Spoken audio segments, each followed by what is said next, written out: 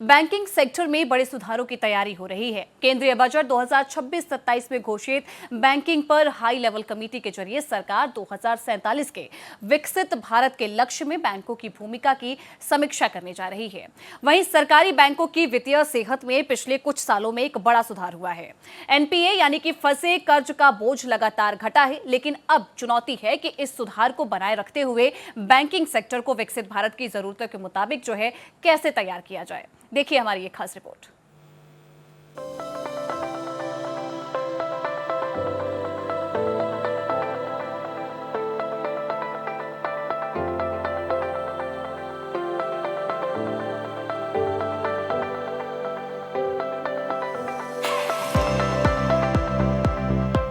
भारत को 2047 तक विकसित देश बनाने के लक्ष्य के बीच अब बैंकिंग सेक्टर में बड़े सुधारों की तैयारी है। सरकार जल्द ही एक हाई पावर कमेटी बनाएगी जो देश के बैंकिंग सिस्टम को भविष्य की जरूरतों के हिसाब से मजबूत बनाने के लिए सुझाव देगी। खास बात यह है कि बैंक की वित्तीय सेहत में पिछले कुछ सालों में बड़ा सुधार हुआ। कभी भारतीय बैंकिंग सिस्टम के लिए सबसे बड़ी चिंता बन चुका नॉन परफॉर्मिंग एसेट अब लगातार कम हो रहा है।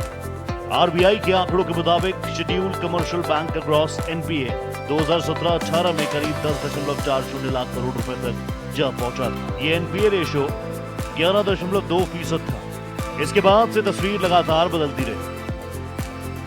साल 2019-20 में बैंकों का ग्रॉस एनपीए 9 लाख करोड़ था। 2020-21 में बैंकों का ग्रॉस एनपीए घटकर 8.35 लाख करोड़ हो गया। 2021-22 में 7.44 लाख करोड़ और 2022-23 में एनपीए घटकर करीब 5.72 लाख करोड़ रुपए रह गए। एनपीए यानी नॉन परफॉर्मिंग एसेट उस लोन को कहा जाता है जिसकी किश्त या ब्याज आमतौर पर 90 दिनों तक नहीं चुकाया जाता। एनपीए बढ़ने का सीधा असर बैंकों की बैलेंस शीट और मुनाफे पर पड़ता है, लेकिन पिछले कुछ वर्षों में सरकारी बैंकों की स्थिति में बड़ा सुधार हुआ है। वित्त वर्ष 2025-26 में सार्वजनिक क्षेत्र के बैंकों ने सामूहिक रूप से करीब 1.98 लाख करोड़ रुपए का रिकॉर्ड नेट प्रॉफिट दर्ज किया। यानी एक तरफ एनपीए घटा, दूसरी तरफ मुनाफा बढ़ा।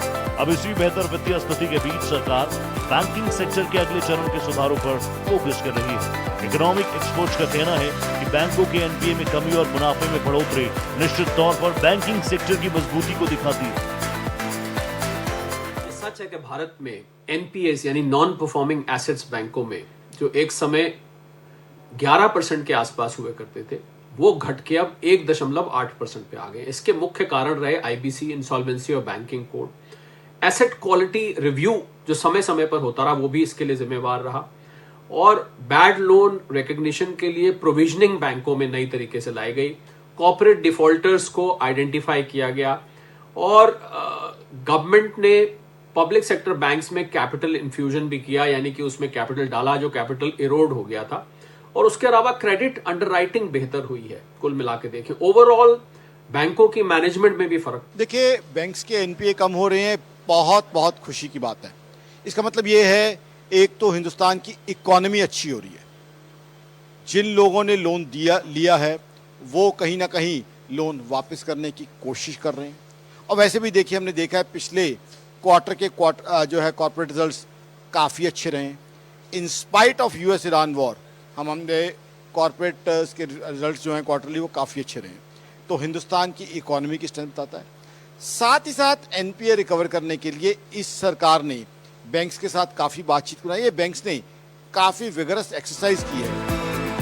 2047 के लक्ष्य को हासिल करने के लिए देश में बड़े स्तर पर निवेश की जरूरत होगी। इसके लिए बैंकिंग सिस्टम को मजबूत पूंजी, बेहतर रिस्क मैनेजमेंट और टेक्नोलॉजी के साथ तैयार करना होगा। एनपीए कम होना एक सकारात्मक सुधार है, लेकिन आगे क्रेडिट ग्रोथ के साथ एसेट क्वालिटी बनाए रखना अगली बड़ी चुनौती होगा।